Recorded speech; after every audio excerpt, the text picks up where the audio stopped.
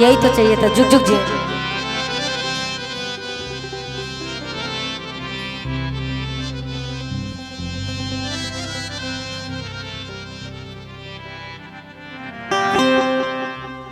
हो जरा बगुलार बिना आर पिपारो ना सोहे, कोयल बिना, अरे कोयल बिना, कोयल बिना बगिया ना सोहे राजा, कोयल बिना बगिया ना सोहे राजा, कोयल बिना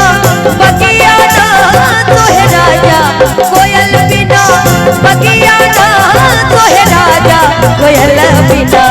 बगिया ना सोहे राजा, कोयल बिना बगिया ना सोहे राजा।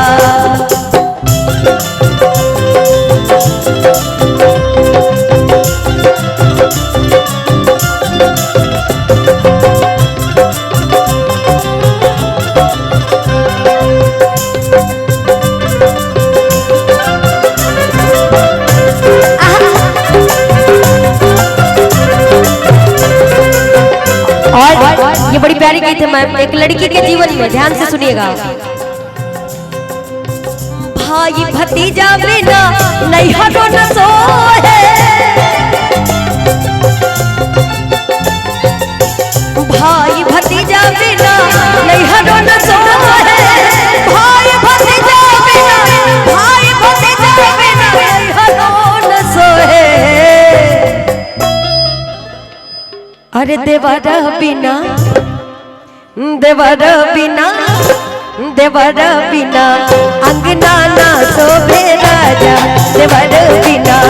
अंगना ना शोभे राजा, देवर बिना अंगना ना सोहे राजा, कोयल बिना बगिया ना सोहे राजा, कोयल बिना बगिया ना सोहे राजा, कोयल बिना बगिया ना शोभे राजा।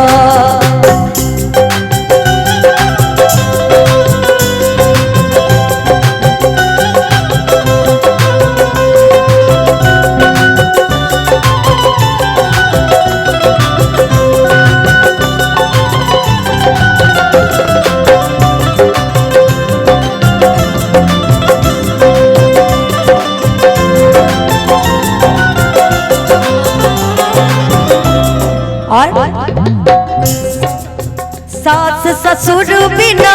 ससुर न सोहे, सास ससुर बिना ससुर न सोहे, सास ससुर बिना, सास ससुर बिना ससुर न सोहे, हो सास ससुर बिना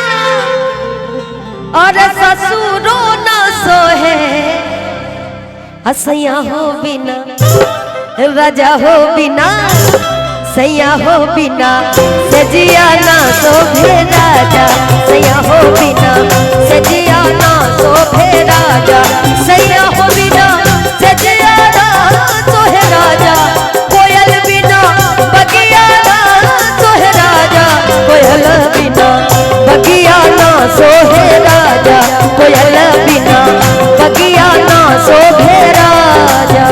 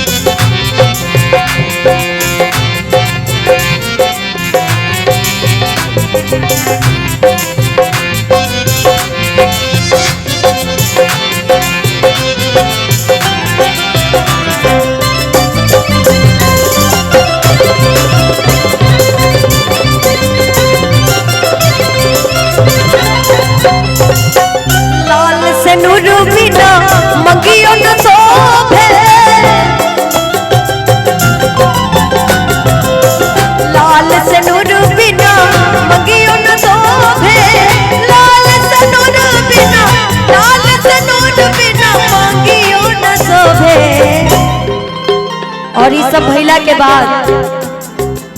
ललन बिना ललन बिना ललन बिना आवा अरे ललन बिना गोदिया ना शोभे राजा ललन बिना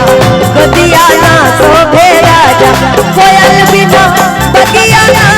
शोभे राजा कोयल बिना बगिया ना शोभे राजा कोयल बिना बगिया